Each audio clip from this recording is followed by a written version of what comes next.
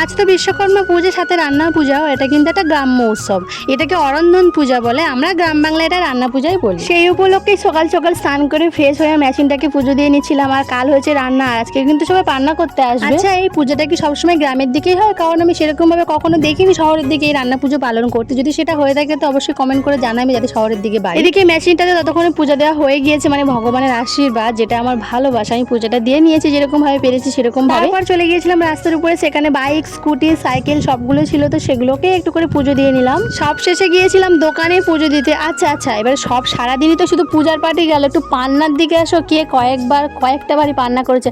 আজকে কিন্তু 7টা বাড়িতে পান্না করতে হয়। 7টা বাড়িতে নয়, 7 বার, যে কোনো একটা, ওই একই হলো। 7 বার মানে 7টা বাড়িতে, 7টা বাড়িতেই মানে 7 বার। আমি কিন্তু একটা বাড়িতে পান্না করিনি, শুধু নিজের বাড়িতেই পান্নাটা করেছি। কারণ এই রান্না পুজোর পান্তাটা খেলে একদম সারাদিন পেট ভর্তি থাকে, আর খিদেই পায় না। এমনি সারাদিনের পান্তা খেলে কিন্তু সবসময় ঘন ঘন খিদে পেয়ে যায়, কিন্তু এই রান্না পুজোর পান্তা খেলে কিন্তু খিদে পায় না। এটা মায়ের একটা ভোগের আশীর্বাদ আছে। তো অনেক পূজা করেছি, এবার আমার খিদে পেয়ে গিয়েছে। এবার আমি একটু খাবো, পান্তা খেতে বসে যাই। এখানে এতগুলো তরকারি, আমার তো সব থেকে কিন্তু কুমড়ো চিংড়ির তরকারিটা খেতে খুবই ভালো লাগে।